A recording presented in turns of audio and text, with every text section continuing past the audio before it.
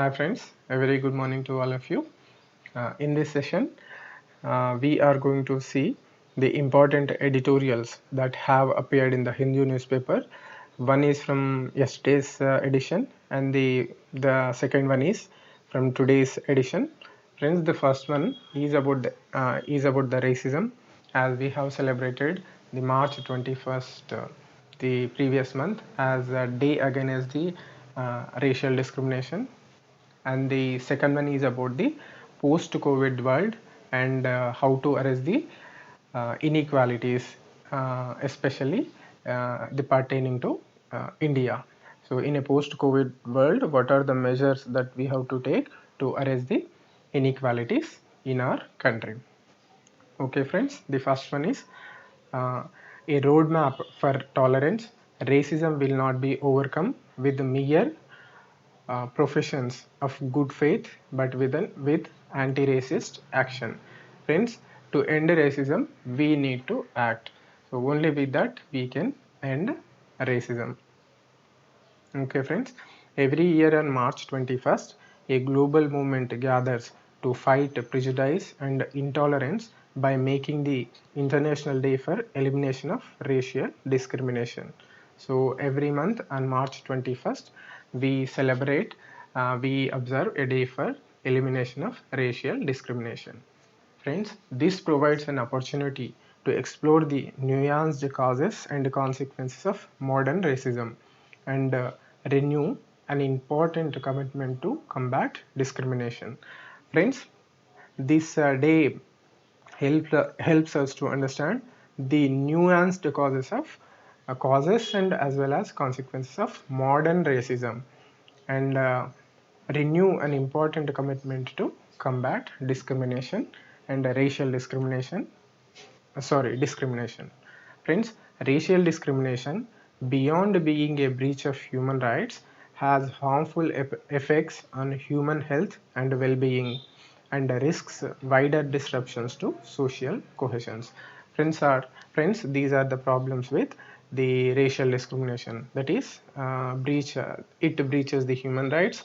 It has a harmful effects on human health and well-being, and as well as it risks wider disruptions to social cohesion, social inclusion, social harmony. Friends, the words of former UN Secretary General Kofi Annan, he said that our mission is to confront ignorance with knowledge, bigotry with tolerance, and isolation with the outstretched hand of generosity. Okay, friends, racism can, will, and must be defeated. These are the golden words of former UN Secretary General Kofi Annan. So he emphasized on racism can, will, and must be defeated. Okay, friends. Now we will try to understand the forms of racism. Friends, current forms of racism and discrimination are complex and often covert. Covert means they are not directly visible, but they will be manifested indirectly. Friends, public attitudes to anti-racism have improved, means people can better understand the racism now, and as expressions of racist ideology have become less socially acceptable, and also the expressions of racism have become less socially acceptable, so people are not accepting the racial behavior anymore. Friends, yet the anonymity of the internet has allowed racist stereotypes and inaccurate information to spread online. Friends, the internet, especially the social media and the anonymity it provides, is manifesting some kind of stereotype. I mean, is providing allowing to stereotype some groups and uh, what should I say, to express the racist behavior. Okay, friends.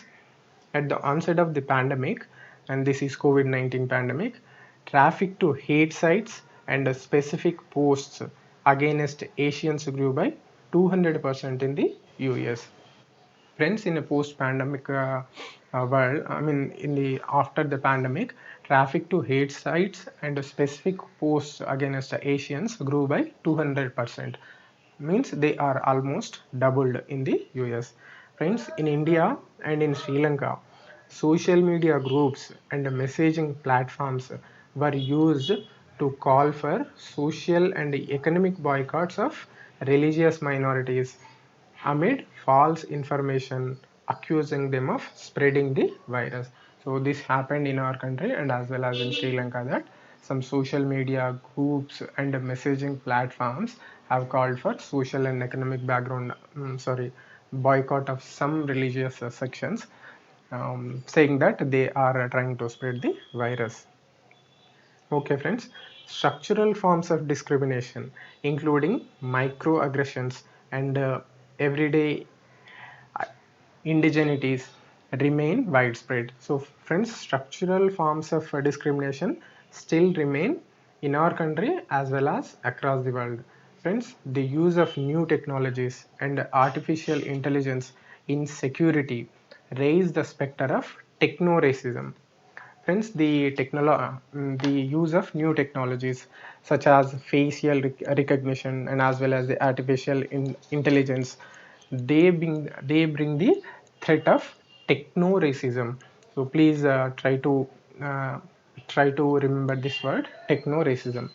Friends, as a social recognition uh, friends, as facial recognition programs can misidentify and target racialized communities. Friends, with the facial recognition technology, there is a study in US, and it said that it has a bias against the colored people, especially the blacks.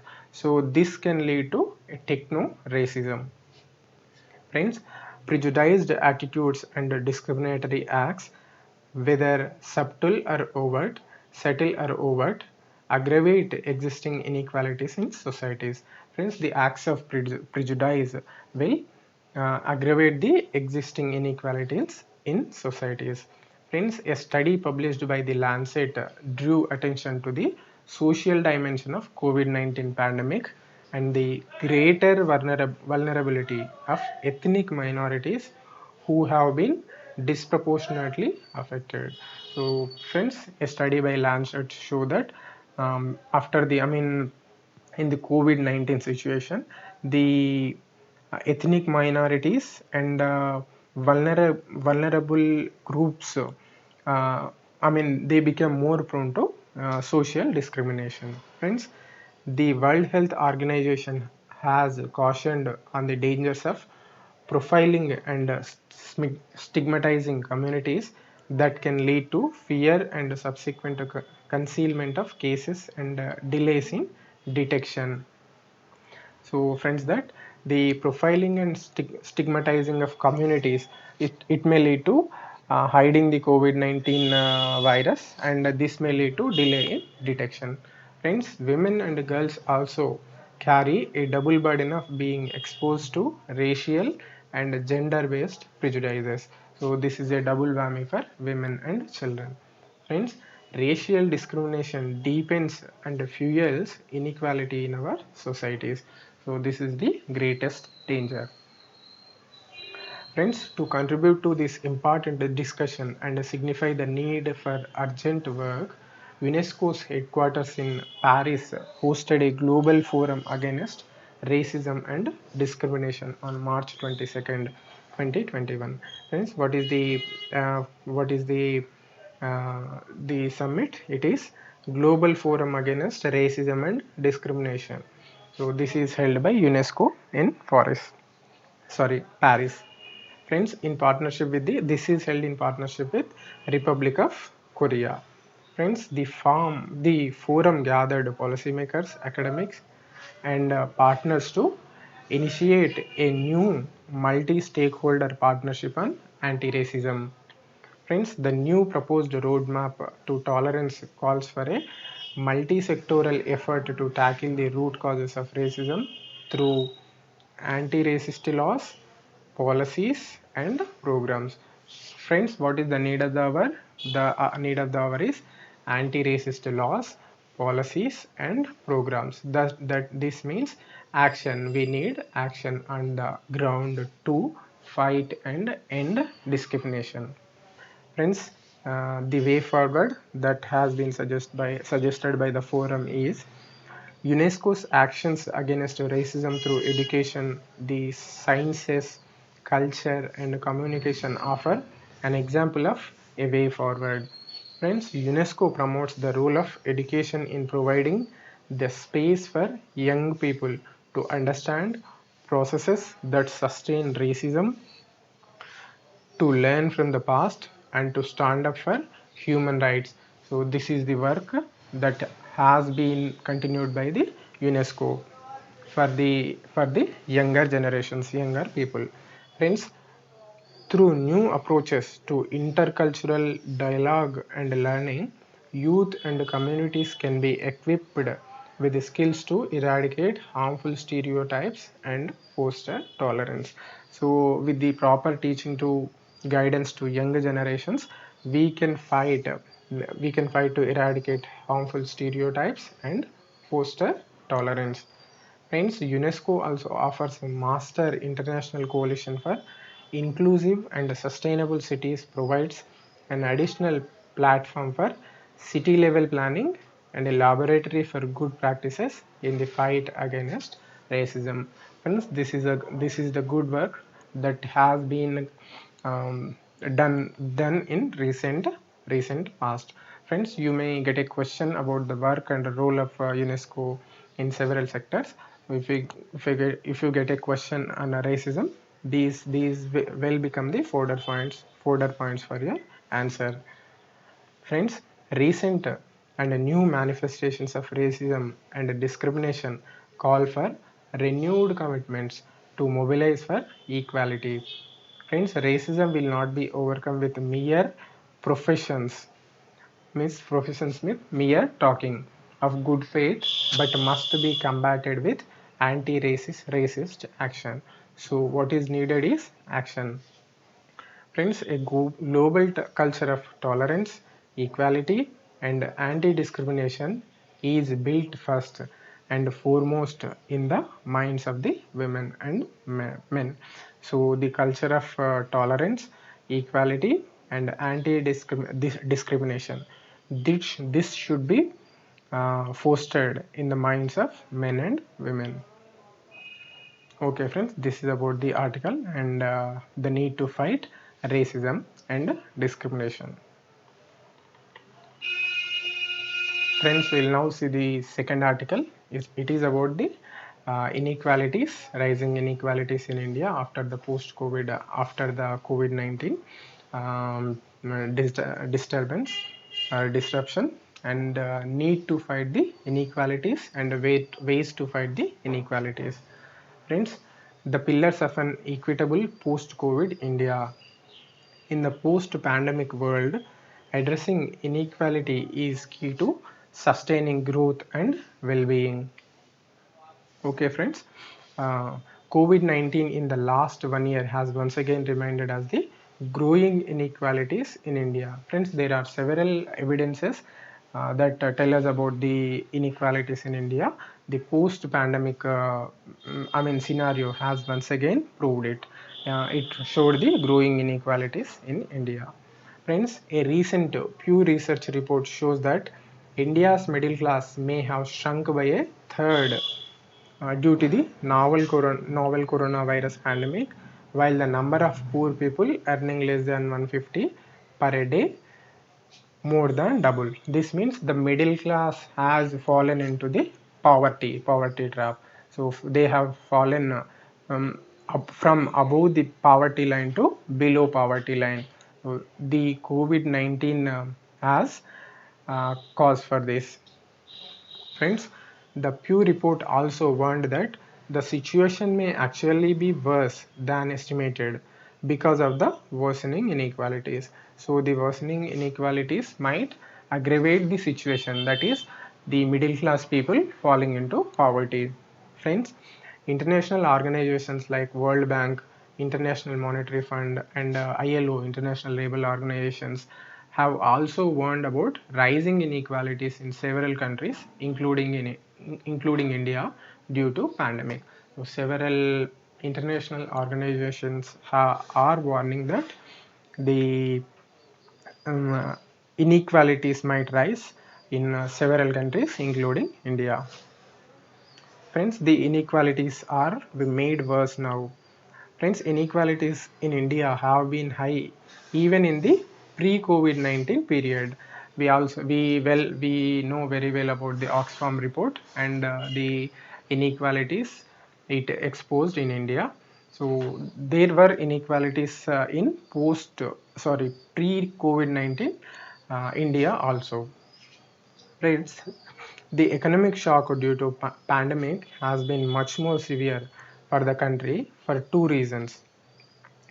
So what are those? The first one is pre-COVID-19. The economy was already slowing down. So before the COVID-19, the economy was slowing down and compounding existing problems of unemployment, low incomes, rural distress, malnutrition, and widespread inequality. So friends, the before the pandemic itself, the economy was slowing down and it manifested several of these problems. Friends, the second reason is India's large informal sector is particularly vulnerable. So there exists a large informal sector in our country and it is really vulnerable. Friends, inequalities were increasing earlier also, but the pandemic has widened them further. So inequalities are on the rise even before the pandemic. This we know from the Oxfam report. It is an evidence. And post-pandemic world, these are further getting widened. Friends, here an example is being given. Let us discuss that. For example, the share of wages declined as compared to that of profits. Friends, the share of wages declined when we compare them to the profits.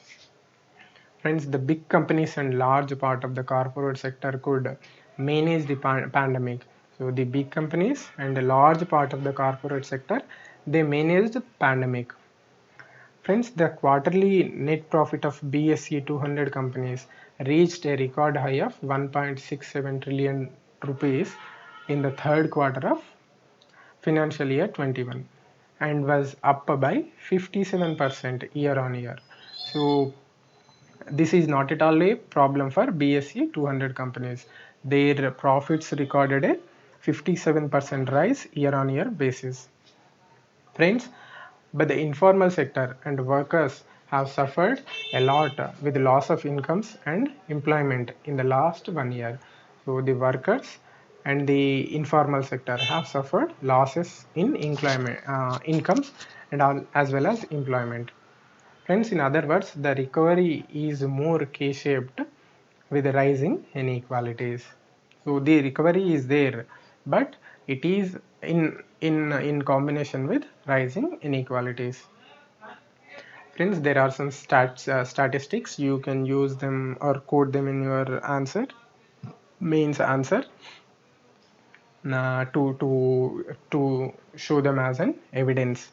Friends, the economy recovered in the third quarter of financial year 21 with a positive GDP growth of 0.4% as compared to minus 24.4% in first quarter and minus 7.3% in second quarter.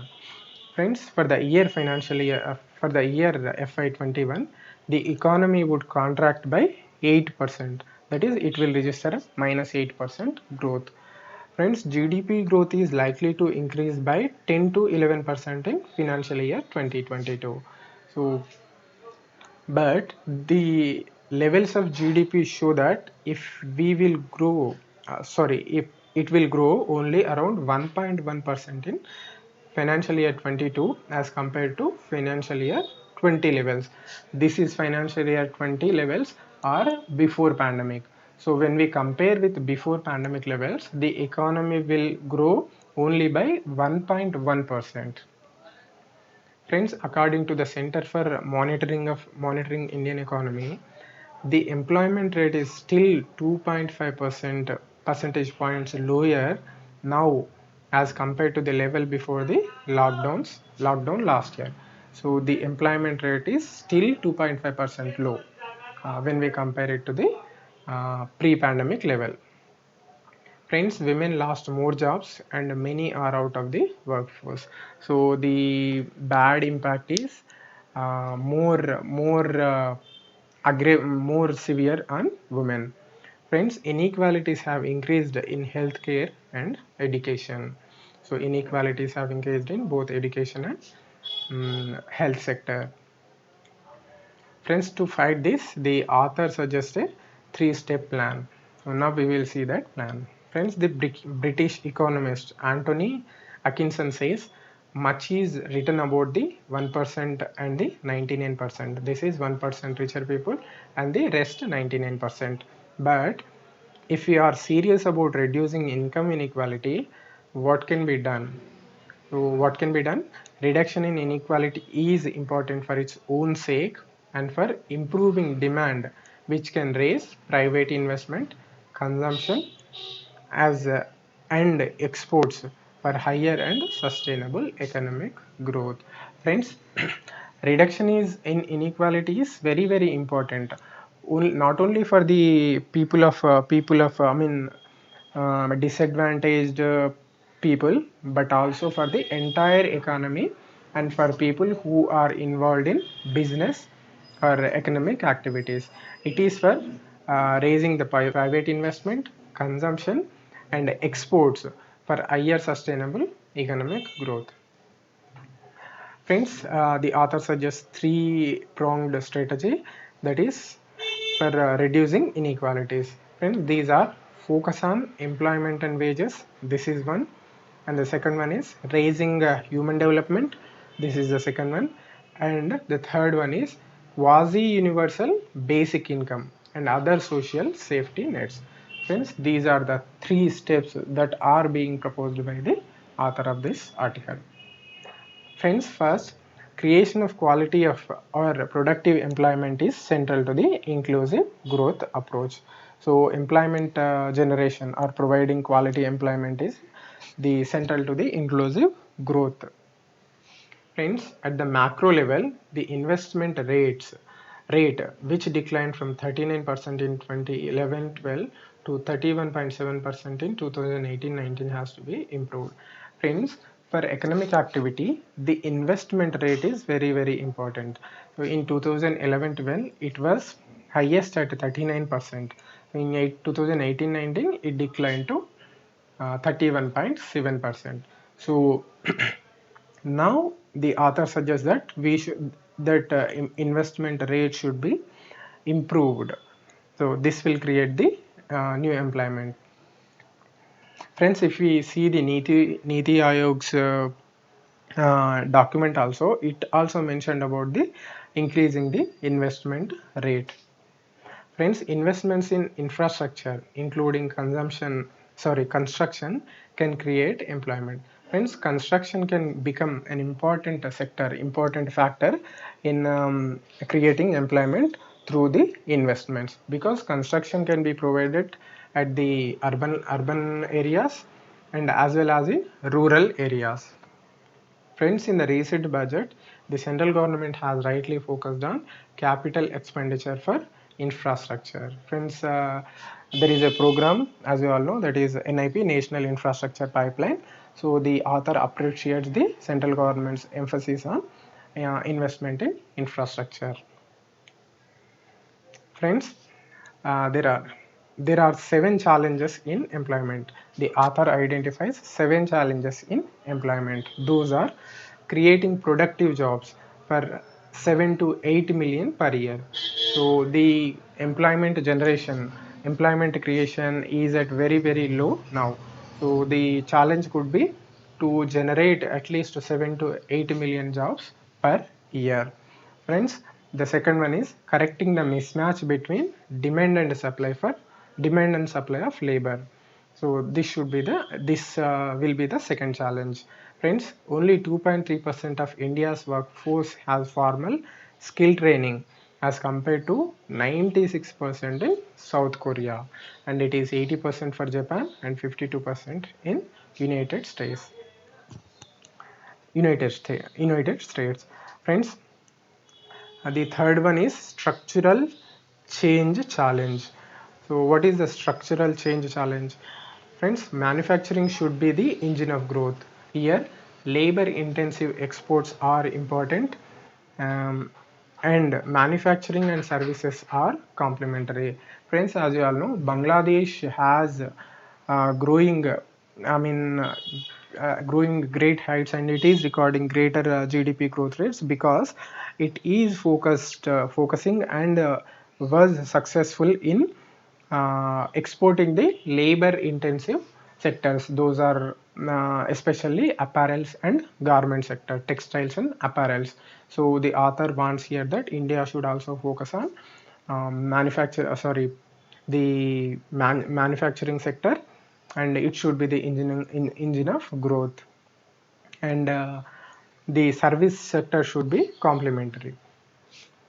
Friends, the other one is focusing on micro, small and medium enterprises and informal sectors, including the rights of migrants. So this should be focused on. What is that? MSMEs, and we should focus on the rights of the migrants. Friends, the other one is getting ready for automation and technology revolution. So we should get ready for automation and technology revolution. So the technology is going to be the future employment scenario. Okay, friends. The other one is social security and decent working conditions for all. So this can be ensured through the 4 labor codes. Okay, friends. And the last one is raising real wages of rural and urban workers and guaranteeing minimum wages. So this is this will be the last challenges. Friends, these are the seven challenges that we are going to face in creating quality employment. Okay, friends. Now the author discusses about the fixing dichotomies both in health and education sector. Friends, the second approach is in creating equality of opportunity by improving human development. So increasing public expenditure on health and education is another form of redistributive measure. So friends, investing in health and education sector will be another form of redistributive measure. As you all know, for human development, investment in health and education are the best forms of investment with respect to human resource development. Okay, friends. COVID-19 has applied us several lessons on the health sector. So we have learned good lessons through the COVID-19 pandemic about the health sector, and we realize the importance of health sector. Okay, friends. Public expenditure on health is only 1.5% of GDP, and this is grossly inadequate. Friends, apart from spending on vaccines and other related measures, we need to move towards universal health care and spend 2 to 3% of GDP on health. So we should be spending 2 to 3% of our GDP on health. Friends, as you all know, the National Health Policy 2017 also suggests asks the government to raise the investment in health sector to 2.5% of GDP by coming couple of years. So the optimal level will be 3% of GDP towards the health sector. Friends, education and health achievements are essential for reducing inequality of opportunities. So these two are critical areas for reducing the inequality of opportunities. Friends, much dichotomy exists in both these sectors. Means there are inequalities in accessing these facilities, these opportunities, both in education and health sector. Friends, in education, there are islands of excellence that can compete internationally, even as a vast majority of masses of children are churned out with poor learning achievements. Friends, the islands of excellence are like IITs and IIMs, and they are competing internationally. But a major section of our children are churned out with poor learning achievement, like in government schools in rural areas. they poorly, their learning capabilities are very very poor. Okay friends, we also have experience of a digital gap in education during the pandemic. Friends, the well-off sections are learning through the onlines and using laptops and mobile phones. They are continuing their education, but the poor are unable to continue that. Okay friends, one has to fix this dichotomy in health and education. So this dichotomy has to be fixed. Friends, the third approach in providing quasi-universal basic income and other safety nets. So the third approach is providing quasi-universal basic income, and we should provide other safety nets. Friends, along with the author C. Rangarajan has suggested three proposals on minimum income for poor and the vulnerable in the post-pandemic period. So friends, the suggestions are cash transfers to all women above the age of 20 years. So first proposal is the cash transfer to all women above the age of 20 years. And the second one is expanding the number of days provided under the Mahatma Gandhi National Rural Employment Guarantee Act. And this is the second one. And third one is a national employment guarantee scheme for urban areas. Friends, for rural areas, there is MGNRAGA, and there is no comparable scheme for urban poor. So the singer Rangarajan and the author have suggested that there should be an equal program for urban poor also. Friends, in all these proposals, there is no problem of identification. So there will not be any identification problems in these suggestions if the government wants to implement them. Friends, a combination of cash transfers and expanded guarantee scheme would provide income support to the needy. Excuse me. Friends, apart from the ideas above, increasing farmers' income, especially for small and marginal farmers, is needed to reduce inequalities and create demand. So one more step could be uh, increasing the farmers' incomes, especially small and marginal farmers. That is needed to reduce inequalities and create demand. Friends, farmer producer organizations should be strengthened. So they can farmer producer organizations can become a catalyst for increasing the incomes of the farmers.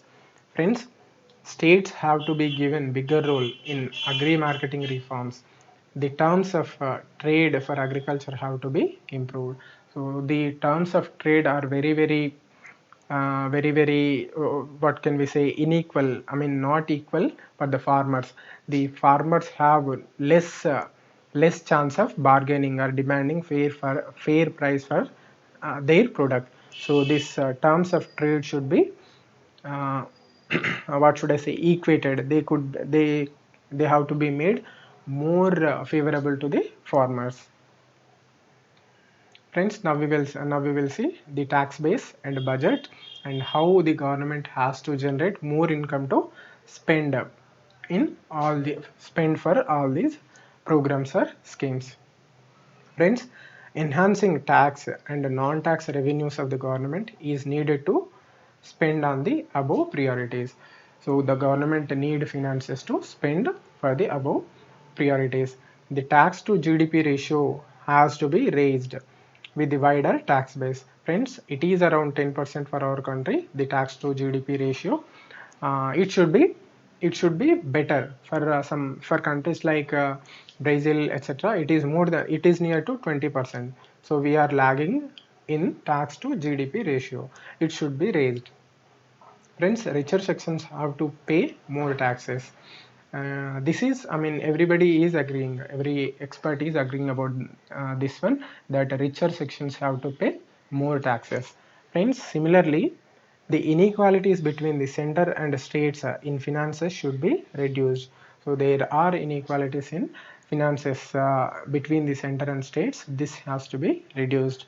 Friends, state budgets must be strengthened to improve the capital expenditures and physical infrastructure and spending on health, education and social safety nets. Friends, if we analyze the state's budget, the expenditure towards the capital creation or infrastructure creation, especially the capital expenditure part, it is very very weak. I mean, they are spending very meager, allocating very meagerly towards these towards the capital creation or capital expenditure. So the states budgets have to be improved, strengthened, so that they can invest more towards health, education and social safety nets. Friends, apart from economic factors, non-economic factors such as deepening democracy and decentralization can help in reducing inequality. Friends, this is the mantra for development nowadays, that is decentralization and also deepening democracy, giving, I mean, creating a situation where each and every person can realize his rights and what should I opportunities. And so this is the mantra: decentralization and deepening of democracy. Friends, unequal distribution of development is rooted in the inequalities of political, social and economic power. So friends, the unequal distribution of development is rooted in inequalities of political, social and economic power. We have to find opportunities and spaces where the power can be challenged and redistributed. So friends, these the power should be challenged and redistributed. Friends, in the post-COVID-19 world, addressing inequality is important for higher and sustainable economic growth and well-being of the population. Friends, the addressing of inequality is very very essential for achieving a sustainable, higher and sustainable economic growth and as well as the well-being of the population. So friends, this is all about this article. Very very it is a very good article and we can use many points while writing your mains answer. This could become an important I mean material for your answer in the governance part as well as in society, as well as in the paper 3 also, in the sections of health, human resource development, that is health, education and employment. Okay friends, thank you for joining me. Have a good day. See you next time.